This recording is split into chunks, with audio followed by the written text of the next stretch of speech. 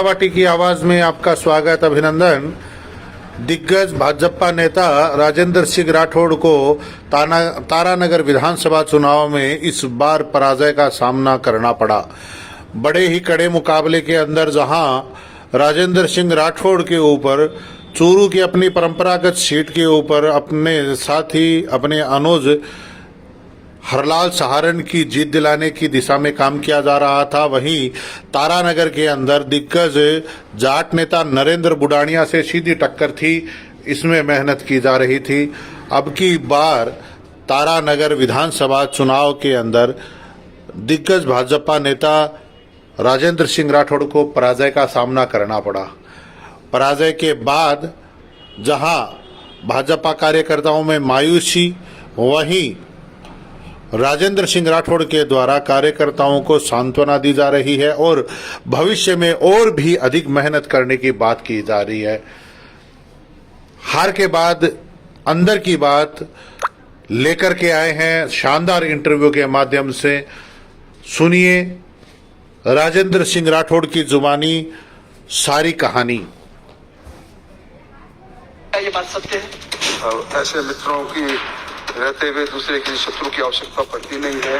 घात प्रतिघात राजनीति के दो ही पहलू है। अपनों से अपनों का खंजर मिला। जब ये नतीजे आए तो उसके बाद वसुंधरा जी से आपकी फोन पे बात हुई, सब ठीक है आपके और वसुंधरा जी के बीच? आपने कहा था कि 150 सीटें आएंगी भारतीय जनता पार्टी की और तब मैं विधानसभा में जाऊंगा। विरोधियों ने कहा न 150 सीटें आई न राजेंद्र राठौड़ विधानसभा जा रहे हैं। अब राजेंद्र सिंह राठौड़ की पसंद कौन होगा कि कौन नेता मुख्यमंत्री? उन्होंने मंच से बोला कि डरना मत, मोरिया बोल के मैं जिंदगी में पहली बार मोरिया बोला।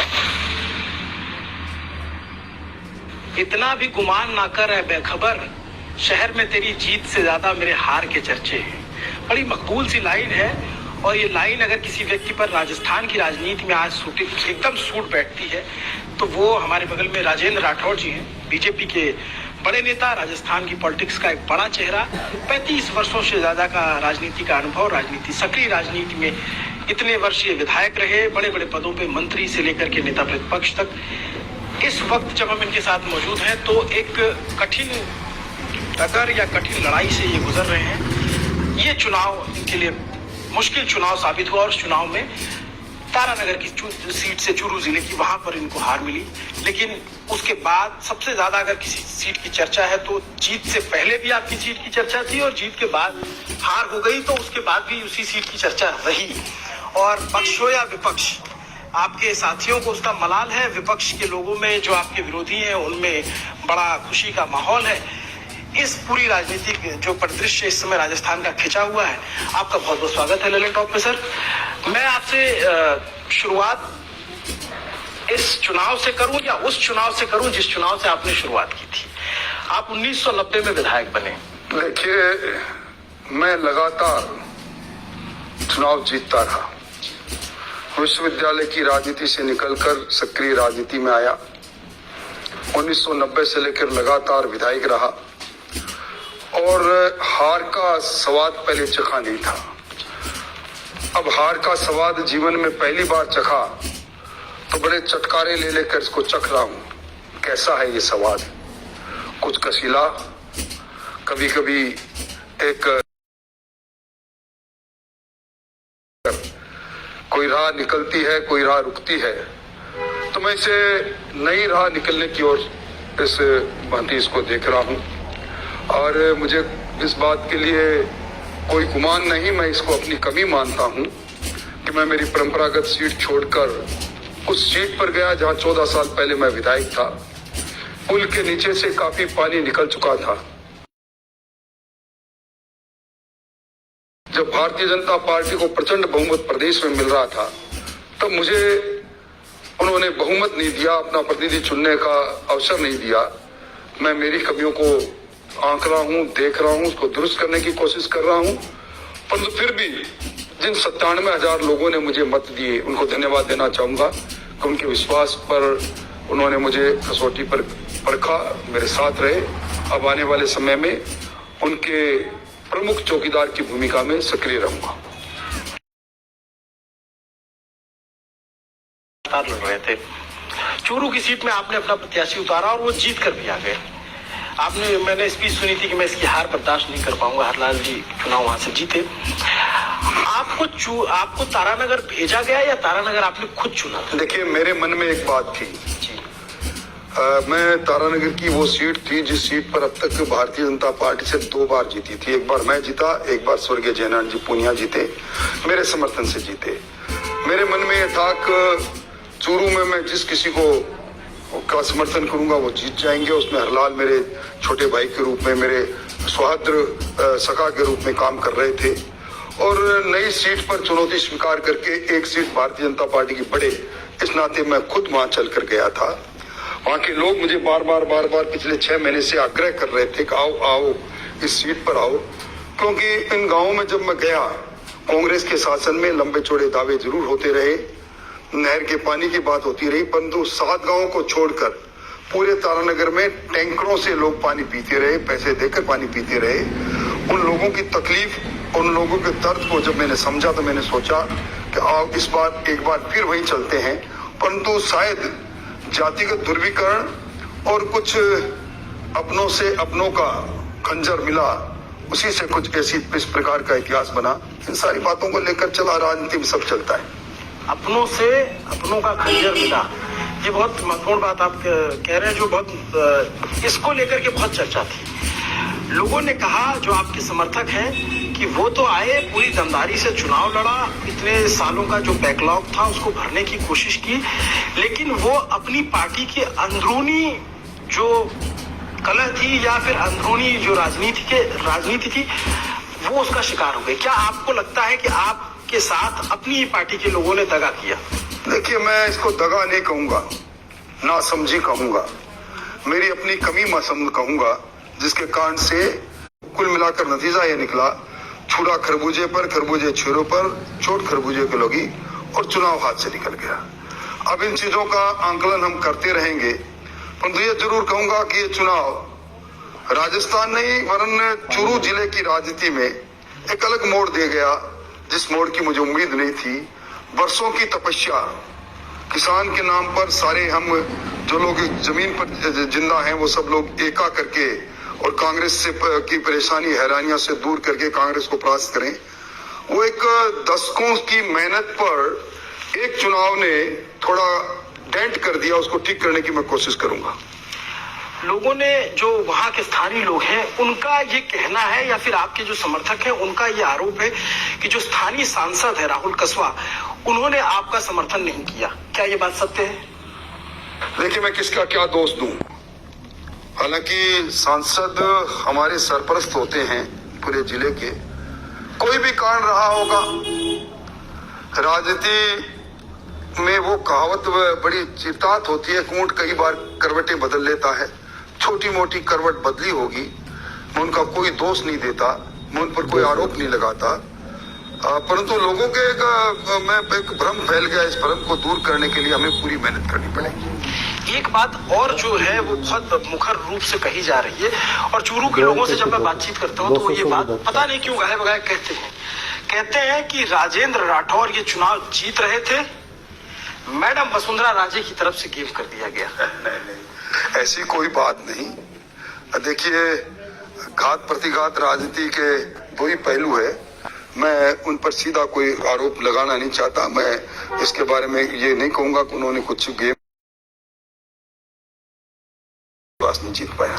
आप और वसुंधरा राजे बहुत ही करीबी क्लोज अलाई रहे, आप साथ में मंत्री थे और बहुत अहम पद थे आपके पास।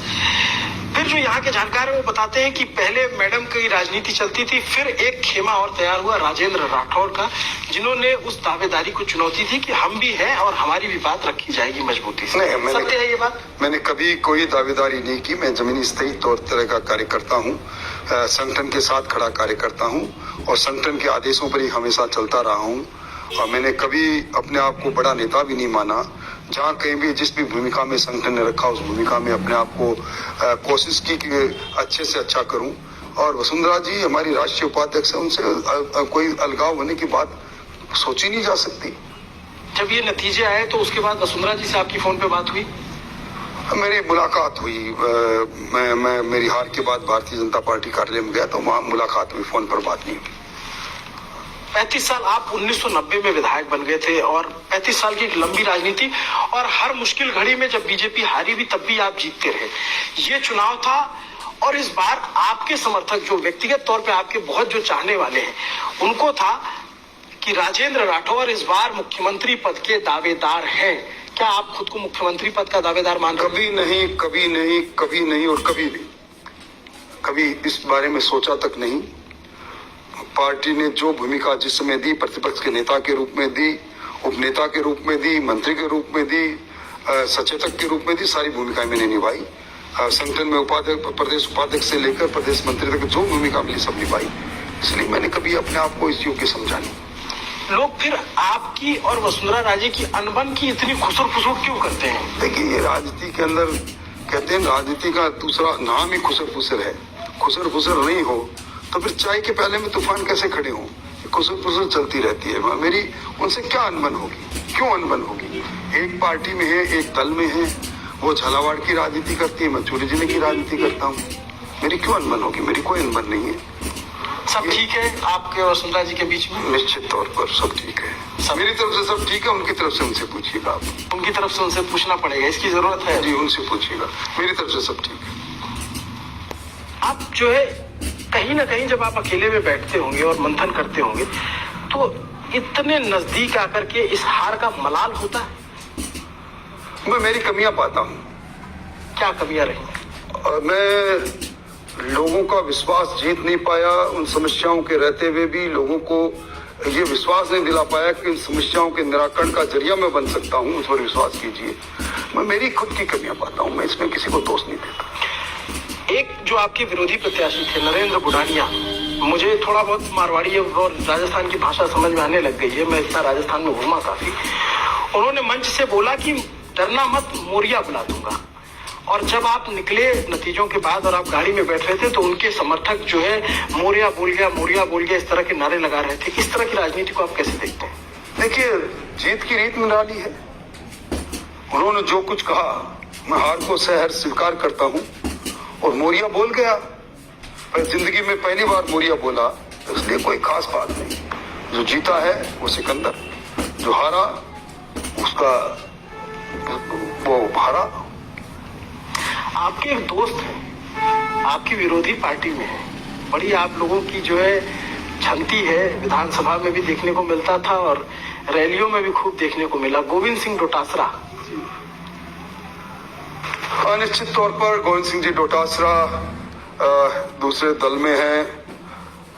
ऐसे मित्रों की रहते हुए दूसरे किसी शत्रु की आवश्यकता पड़ती नहीं है। अहंकार से लवरेज रहे, परंतु वो भी अपनी बात में कामयाब रहे।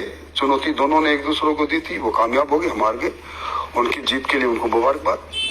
और उनका एक बड़ा वीडियो वायरल हुआ, आपने तेरी सीट और एक का नाम मैं लूंगा कोनिया, बड़ा मुस्कुराते हुए। देखिए, सही बात है कि जहाँ होट सीट थी, दोनों होट सीट थी, दोनों पर चर्चा थी, वो जीत गए, हार गया। इस स्वीकार करने में कोई गुरेज नहीं। आपके बहुत सारे प्रत्याशी जीत गए, जिनको आपने लड़ाया चुनाव, जिन्हों जो अंदर खाने आपका नाम भी लेते हैं कि हमें ये टिकट, कहीं ना कहीं आपकी तरफ से उनके जो लगा कि ये जीत सकते हैं तो आपने उनकी पैरवी की। उन लोगों से आपकी बात चल रही है, वो लोग आ रहे हैं, क्या बात की? सब आ रहे हैं, जितने भी प्रत्याशी जीते, क्योंकि लंबा एसोसिएशन रहा, सब लोग आ रहे हैं, मिल रहे हैं, जुल रहे हैं। मैं उनको मुबारकबाद दे रहा हूँ। मुझे मेरी पार्टी की जीत की खुशी मेरी हार से ज्यादा, हार के गम से ज्यादा है। मुझे गर्व है कि हमने कांग्रेस को परास्त कर दिया। हमने जो कुछ कहा था, कांग्रेस की सरकार को डिलीट करने की घोषणा की थी, डिलीट कर दी। और राजस्थान के लोगों ने दुनिया के सबसे लोकप्रिय नेता नरेंद्र मोदी जी की नीतियों पर, उनकी गारंटी पर विश्वास करके मोहर लगा डाली है। अब हम नए राजस्थान के निर्माण में काम करेंगे और मुझसे एक साधारण बूथ लेवल से लेकर और छोटे कार्यकर्ता के रूप में जिस भूमिका में मेरी योगदान होगा, मैं योगदान करूंगा। जब आपकी ये नतीजे आए, उससे पहले आपने एक बयान दिया था, आपको याद हो, आपने कहा था कि 150 सीटें आएंगी भारतीय जनता पार्टी की और तब मैं विधानसभा में जाऊंगा। विरोधियों ने कहा न 150 सीटें आई, न राजेंद्र राठौर विधानसभा जा रहे हैं। कहीं तो चूक हुई है, जो इतनी आपने प्रेडिक्शन था वो कम हुआ? निश्चित तौर पर मैं इस बात को मानता हूं। मेरा प्रेडिक्शन था 150, 135, उनके नजदीक हम नहीं पहुंचे। और दूसरी बात ये भी सही है कि मैं विधानसभा में नहीं गया। कुछ घटनाएं ऐसी होती है जिनसे आंखें चुराने से नहीं, आंखें मिलाने से स्टेटमैनशिप नजर आती है। जी। दोनों बातें सही साबित हुई, मेरी घोषणा भी गलत साबित हुई और मेरी जीत भी हार में बदल गई। आप बहुत ईमानदारी से सब कुछ बहुत सहर्ष स्वीकार कर रहे हैं। जब इतने खुल के बात हो रही है, मैं एक सवाल आपसे पूछ लेता हूं, और ये बड़ा अपरिहार्य ऐसा है राजस्थान की राजनीति में। आपको लगता है कि आप जाति की पॉलिटिक्स के शिकार हुए हैं, और ये जो राजस्थान की राजनीति में हाल फिलहाल में जातिवाद की पॉलिटिक्स का उभार हुआ है, या पहले से रहा है? आप लंबे वक्त से राजनीति कर रहे हैं, इस तरह की राजनीति को आप कैसे देखते हैं? देखिए, मैं ये मानता हूं कि लोकतंत्र परिपक्व हो गया और जातियों के आधार पर मतों का विभाजन ज्यादा बढ़ गया। ये लोकतंत्र को कमजोर करने का काम हुआ है। ये ऐसा होना नहीं चाहिए, होने नहीं देंगे। मैंने मेरे पूरे जीवन में इसके लिए प्रयास करता रहा, और उसी का परिणाम है कि मैंने चूरू के अंदर हरलाल सारण को खड़ा किया और जनता से कहा कि इसकी हार अगर होगी तो मेरे सांस निकल जाएंगे, मैं बर्दाश्त नहीं कर पाऊंगा। और आज हरलाल सारण मेरी सीट पर जीते हैं। मैं चुनौती की सीट पर गया, वहां मैं कोई भी कारण रहा होगा, मैं हार गया, पर अपनी हार बर्दाश्त है। मैं अब उसके अलावा मेरे पास कोई चारा भी नहीं। मैं हार बर्दाश्त करता हूं और मैं हार स्वीकार करता हूं, और एक पराजित प्रत्याशी के तौर पर इलाके की सेवा करता रहूंगा। अब सवाल आगे का, राजस्थान में जब आप लोग कॉन्फिडेंट थे कि चुनाव होगा और हम जीतेंगे, तो पार्टी ये तय करके रखती है कि जीतेंगे तो मुख्यमंत्री भी बनेगा। मुख्यमंत्री के चुनाव में इतनी देरी क्यों हो रही राजस्थान में? देखिए, कोई देरी नहीं। पिछली बार जब अशोक गहलोत जी का चयन हुआ था तो 16वें दिन हुआ था जी। उस समय मुख्यमंत्री जी का नाम सुनते ही लोग पट्टियों पर चले गए थे और फिर प्लेटें निकाल रहे थे। तो ऐसा नहीं होगा। अभी हमारे पर्यवेक्षक तय हो गए हैं। मैं समझता हूँ 2 दिन के अंदर पर्यवेक्षक भी आ जाएंगे, और सरकार का जो जन्म हो गया मत की पेटी से, वो आकार भी ले जाएगा। एक बात लोग कहते हैं जो स्थानीय है कि वसुंधरा राजे के बराबर का और राजस्थान की राजनीति की तासीर को समझने वाला उतना अनुभवी नेता राजेंद्र सिंह राठौड़, वो चुनाव हार गए।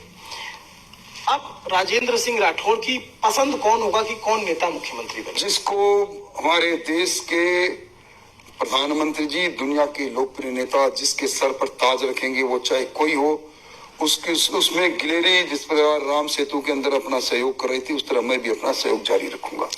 एक लाइन है, अस्ति अस्तो आरंभ, कि जो जहां खत्म होता है वहां से नई शुरुआत भी होती है।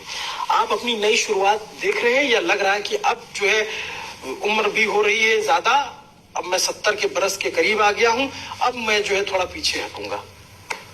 जिस प्रकार की भूमिका मिलेगी, मैं अब तक की मेरी राजनीति से पूर्णतः संतुष्ट हूँ।